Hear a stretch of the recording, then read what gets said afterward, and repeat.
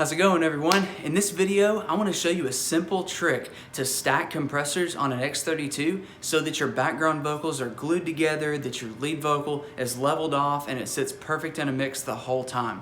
But before we get to it, I want to offer you my free reverb cheat sheet that has 4 settings that I use every time I run sound and how I use those settings, and also my free audio signal flow guide that will teach you how to troubleshoot any sound system out there. Both of those links are in the description below, and if you like this compressor setting, leave me a comment, like the video, do all that YouTube stuff, and yeah, let's get to it. So here's a quick way to get multiple compressors onto a channel or multiple channels.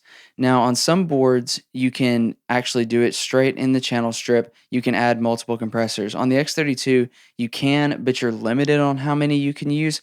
So you have your regular compressor that's on every channel, and then you can use an insert point to add one of the extra effects over here as well. The reason I don't just do this for the vocals at my church is out of maybe a little bit of laziness, but also what works really well for our singers. We have typically 4 singers on stage at any time, and they sing really well together. They sing really tight, they sing really balanced as it is. And so what ends up happening is I will use this setup on them because they will just balance in the compressors themselves, and they really sit right up front and they just pop. It sounds really good, really, really fat and in your face. So the way I set it up for this situation, and we'll go over using the insert point in another video, but for this situation where, say, you're using it for multiple background singers that you don't need to be really focusing on individually at any point, if that makes sense. The way I would do it here, so I have channel 1, and you're going to use your regular compressor there, which I'm being quiet because of the kids in the other room. So we're using this compressor, and then if you notice, I've turned off channel 1 that I'm speaking into out of the main left right. So we turn that off, and we set up a post fader send going to bus 1. So we come over here to our sends. You can see post fader going to bus 1. And then we will take bus 1 and put it into the main left right. So now I'm traveling down here into bus 1 and out the mains.